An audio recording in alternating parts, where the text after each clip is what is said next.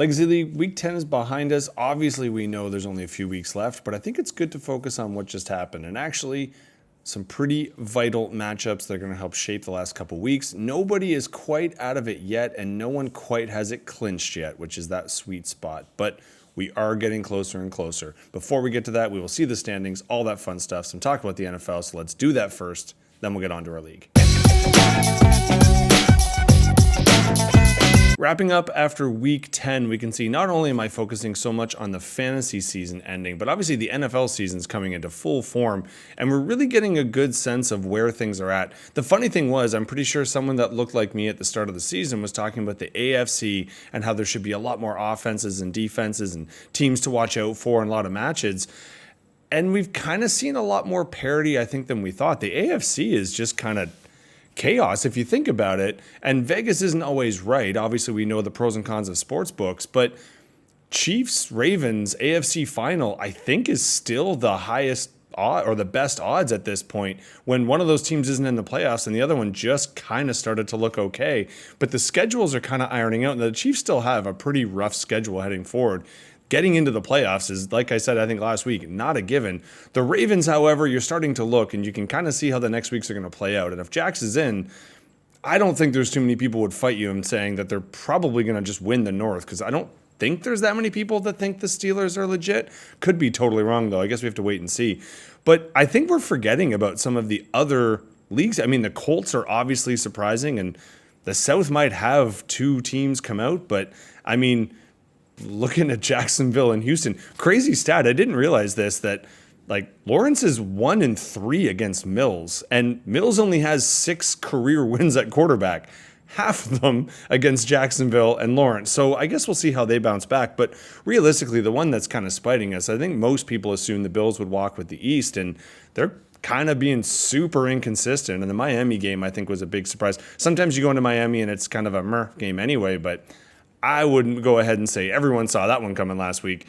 But the thing that sucks that no one really wants to talk about, or some people really, really want to talk about, and we're just annoyed with them talking about it. Sorry, Patriots fans. I know there's a few of you in the leagues here, but we had this for about 20 years where we just knew every year you were kind of in the conversation because the guy had taken the snaps. And low key, I think most of us kind of enjoyed the last couple of years where you were scrambling at quarterback. And now all of a sudden, I mean, I think I made the shot earlier. Is Drake maybe good, maybe bad? I think we've got our answer. He definitely is good, and he may be elite. And that sucks, man. We had to deal with the Patriots having a good quarterback for so long. Couldn't the honeymoon period have gone a little bit longer in between another potential franchise quarterback? I know they're saying he's a young Josh Allen, but Josh Allen made way more mistakes in his first couple years so far than Drake is, but I don't know, kind of a bummer, and I certainly don't want to talk more about the AFC because the NFC seems where the show is. Even leading into this week, I think the game of the week and possibly the game of this half of the season, we're up for two teams that have clear flaws but aren't showing them. I mean, the Rams have a quarterback who we all thought at the beginning of the year, or a lot of us thought, can't really move, and so if you get him out of the pocket and get him running, you should have an advantage. September 21st was the last time Stafford threw a pick, knock on something. I'm not trying to jinx him. Since then, he's thrown 20 touchdowns, no interceptions in the last 6 games, and is probably right now the sneaky bet for MVP or someone who might come out of the weeds to do it. Now, their running game has been a little inconsistent and certainly, like I said, the flaw in quarterback, but it does not matter. And they're going up against a team that can barely run the ball and yet have 2 guys who's often on fantasy starting teams and a quarterback that, I mean, Minnesota didn't want. Other teams have had chances to pass on and is just looking electric with a young wide receiver. So their offense isn't supposed to be dynamic. Their defense is supposed to be good. And yet they're putting up like Texas high school football numbers. They're scoring full games worth of points by midway through the second quarter. So those teams going head to head, I am certainly pumped about going into week 11. I don't like talking a lot about the week in advance because I like to keep at least something to myself. So I'll finish with 2 points I noticed from last week. Number one, in that Colts game overseas, I think we forget sometimes that the refs are probably jet lagged too. I mean, they kind of botched a couple calls and then at the end forgot who was supposed to call the coin toss in overtime. So are we supposed to just assume that everybody's off their game there? And the second is, I don't even want to talk too much about Brian Daboll and he got fired, but yeah, he should have been fired halfway through the game. I mean, if you watch that, it's one of those like, the first few times you watch shows like The Office and it got super cringy, and some people can handle that and some can't.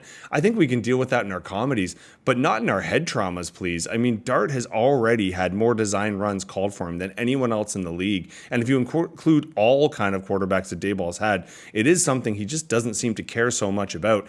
It's not like they're really teaching him how to slide well. He's kind of going full out. I'm not going to blame him for Scadaboo's injury, but you have a lot of guys that are contact first, and young contact first guys do need to be taught how to not be contact first guys. It takes more than a season, but that doesn't mean you have to call the shots. And it certainly doesn't mean you should be going in the blue tent to try and convince them to come back in and quickly and then putting him in the game, getting hurt. I know it was a bad scene, but it does raise the question.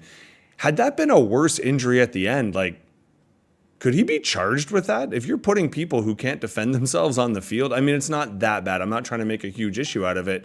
We don't have evidence about how bad Dart was before, but he certainly didn't look like he should be on the field, and then he was, and now he's definitely not. So fired one thing, but I don't know. The states like to kind of sue everybody. Can a coach get sued? I actually don't know the answer to that. Let me know if you do. Anywho, I could obviously keep going, but Week 11's around the corner, so let's close the book on Week 10, fantasy-wise first. Then we'll get looking ahead.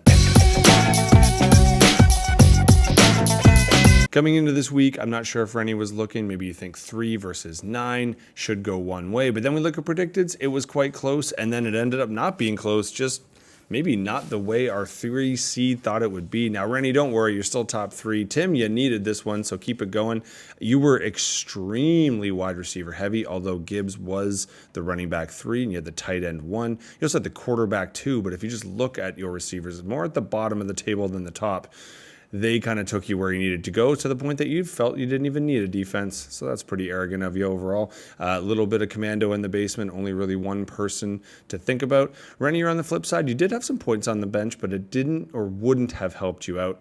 You had someone get knocked out there a little bit. You have Seattle, though, as the defense 1, and then just some steady performances, but way too many underachieving to fight at this point. Again, like I said, you're still top 3, not the end of the world. And Tim, going to need to go on a run. Speaking of going on a run, Marco might be one of our hotter teams right now, and he's running his way all the way into the playoff spot. Both him and Reschke are top 6, so they're both making it. Now, Reschke, it's not like you were a dud here. You were going to beat most teams.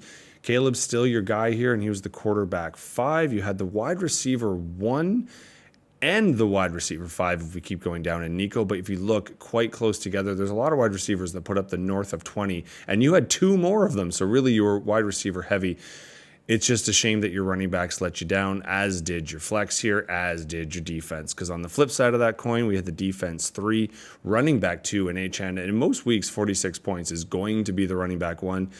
Just not this week. Now, I don't blame you for going for Nix and Hurts, but on your bench, you had Goff, who was the quarterback 4. So this could have been a little bit messier. And Reschke, obviously, here, you had some points on the bench you could have toyed into. You can do the math for yourself, because running back-wise, you probably could have used Breece Hall. And to be honest, probably could have also used Swift. But it was what it was. You're still both in the playoffs if it ended today. And we'll check the standings later to see what you need to do to keep it that way. 2 teams tied now with the 3 wins, with Connor getting that one. No one feels good when Connor starts making a run, because we know he has depth on his team, and we definitely know he's got quarterback spots, but more particularly this year, he's got Jonathan Taylor, and that seems to be just a league winner. He did also have Kittle, who is healthy, and whenever he's healthy, he's usually top 5, and he was tight end 2. Now, in terms of the rest of the team, you just kind of did what you needed to do, but you certainly had some options on the bench as well, despite the fact that half your team seems to be hurt on a week-to-week basis. Timmy, it's been a rough one, and I feel like half the time we're talking, you're getting up, you're getting halfway in, and then you got this kind of situation where you're dealing with injuries, and actually you still did, though, manage to have Schultz tight end 4, but your other kind of kick here downstairs, Houston was the defense 5 and what would have been the choice to take, but I don't blame you. I mean, Jacksonville, that would have been an appealing one, but Detroit versus Washington, I don't think anyone expected Detroit to not be on a top 5 defensive stance. So was what it was. You are going to go, both of you, I should say, are going to need to go for a run. You're not going to be able to take too many weeks off. You could win the next 4 and be 500, and right now 500 is a top 6, so it's not out of reach yet. despite the fact of being over-predicted and playing Gene and getting a win, which I'm pretty happy about because 9 times out of 10, that is a tough matchup. Many more people outscored me, which is getting me kind of scared. But realistically, when you start Love, that's not going to go so well, at least not this past week. Anywho, I did have a great wide receiver run, and Ekbuka was my best at wide receiver 5. Running back 4 performance, but that's all the way down here, which is crazy that it's Travion, and I've thought about benching him or cutting him so many times. On the flip side of the coin, Gene, you did leave some points on the bench. Olave was just around, not technically in the top 5. I think he was 6, so he was just out of it. Kyren Williams, though, was the running back 5. But for you, this whole series here, the Dobbs situation, A.J. Brown losing it, and fair enough, why wouldn't you lose it when you have such an offensively dominant team in so many ways, and yet, you forgot about the scoring part, so I get it. They definitely were the things that held you back. So any other given week, who knows? Still tied for that last playoff spot. For me, I'm just hoping to hang on to top 2 and get that bye, because week by week, I'm pretty inconsistent. Speaking of inconsistent, Jeff did not have his best, but didn't need his best. Double J here didn't really do a whole lot. Our lowest score, I believe, of the week, despite the fact that they had the running back or wide receiver 2 and the quarterback who got knocked out, but still managed to get quarterback 3 overall in the week. Not a whole lot on his bench, so not a whole lot of options, and Jeff's saying pretty much the same thing. Denver kind of stood up for him, only one to ring the bell in top 5 with the 4th-rated defense. He is dealing with a pancreatitis here, and he's going to have to deal with a few other issues. But if Tez Johnson can put up 20 points, I think he'll be just fine because his other 2 receivers are a little bit better than good. Sometimes you just need the win. Jeff got it this week. No fault there. He's still number 1 in the league. Double J, don't worry. Bad week, still top 4. Could be a lot worse. Miss you all. Looking at the standings, Jeff and I are just trying to hang on for that bye, and our points are going to help us, but we still need to win because obviously if we take a look, Rennie's only 1 behind, and then we have this massive logjam of 500 teams that scan from being a top 4 to just out of the playoffs. We still got our bottom 3, but like I said, no one's out of it quite yet. So looking at next week's matchups, obviously, who you play is just as important as how you play. And in this case, I got a tough one. We got a great one for a 2-3 matchup. We also have a couple teams that are just on the inside against ones that are just on the outside. And then Jeff, obviously, if he keeps winning, he's going to take the regular season crown. So for him, every week is a premier matchup. 4 weeks left, so obviously every matchup is going to matter. I know I said that about 5 times already, expected about 20 more over the next couple weeks. Now we start off with a weird one, so do pay attention. We have the Spanish game with 2 Hawaiian quarterbacks playing together. I think they're from the same high school even, and yet I think you have to pull an all-nighter in Hawaii if you actually want to watch them play Espanol time. So make sure those parts of the lineup are in. The rest should be normal. At this stage, you don't want something silly to cost you, and at this stage, it might. Best of luck, everybody.